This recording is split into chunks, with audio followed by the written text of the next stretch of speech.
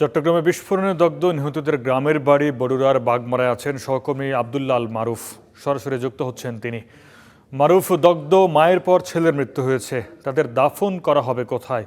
পরিবারের কি অবস্থা দেখছেন? আরিফ, কুমিল্লার যে বাড়িটিতে এই মৃত্যুর সংবাদটি এসেছে, কিছুক্ষণ আগেও একজন মৃত্যুর সংবাদ এসেছে, যে শাওন নিহত হয়েছে, তার চাচা সুমনের মৃত্যুর খবর এসেছে। এবং আমরা দেখছি যখন এই বাড়িতে এসেছি, তারা বলছিলেন যে তাদের সকালটা শুরু হয়েছে মূলত মৃত্যুর সংবাদ পেয়ে।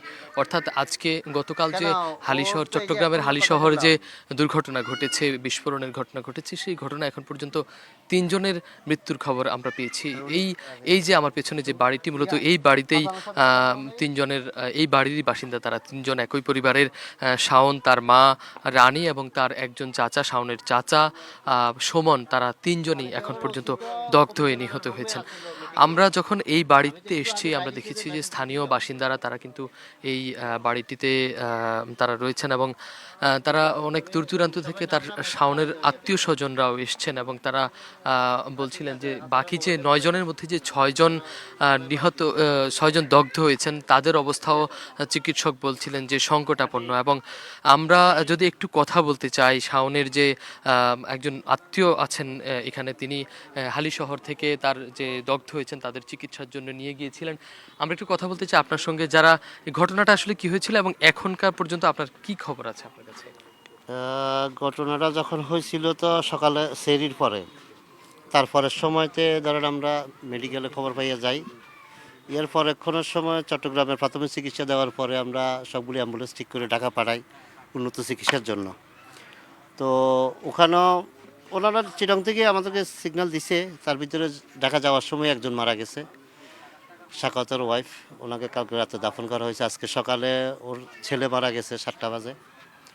আমরা যে চট্টগ্রাম থেকে কুমিল্লা আসার পথে নিউজ পাইলাম যে 12টা 20-এ ওর ভাই, যিনি প্রবাস থেকে আসছেন, উনিও মারা গেছে, সুমন। এর ভিতরে সুমনের ছেলের অবস্থাও খারাপ। ছোট বাচ্চাটার নাম কি জানি, আমি সঠিক না, আনাস। ওর মাথা ফুলে গেছে, লাইফ সাপোর্টে আছে। এই কিছুক্ষণ আগের শাখা তো ইয়াতে আইসিইউতে আছে। তিনি বলছিলেন যে বাকি যাদের অবস্থা, প্রত্যেকের অবস্থাই একেবারে সংকটাপন্ন। কিছুক্ষণ আগে আমরা তারা বলছিলেন যে দেশবাসী যেন তাদের জন্য দোয়া করেন। আমরা কিছুক্ষণ আগে দেখেছি সহকর্মীদের মাধ্যমে যে ঢাকার যে বার্ন ইনস্টিটিউটে স্বাস্থ্যমন্ত্রী গিয়েছেন এবং তিনি বলেছেন এই যে ঘটনাটি ঘটেছে, সেই ঘটনায় যেন যেন এরকম ঘটনা যেন সামনের দিনে না ঘটে, তার জন্য ব্যবস্থা গ্রহণ করবেন। এছাড়াও আমরা দেখেছি যে সারা দেশের যে সামাজিক যোগাযোগ মাধ্যমে সারা দেশের বাসিন্দারা তারা কিন্তু এই ঘটনায় যারা দগ্ধ হয়েছেন তাদের জন্য দোয়া চাইতে আমরা দেখেছি। আমরা এই এলাকায় যখন এসেছি, আমরা শাওনের বন্ধুদের সঙ্গে, কয়েকজনের সঙ্গে কথা বলেছি। তারা বলছিলেন যে শাওন এলাকার মানুষের সঙ্গে তাদের পরিবারের সম্পর্ক একেবারেই বলা চলে যে অসাধারণ ছিল। তারা বলছিলেন যে তাদের যে শূন্যতা, এই পরিবারের একটি পরিবার যে একেবারে পুরোপুরি নিঃস্ব হয়ে যাচ্ছে একজন একজন করে, এই সংখ্যাটা, মৃত্যুর সংখ্যাটা যেমন এই পরিবারের জন্য দুঃখজনক এবং সারা দেশবাসীর জন্য দুঃখজনক।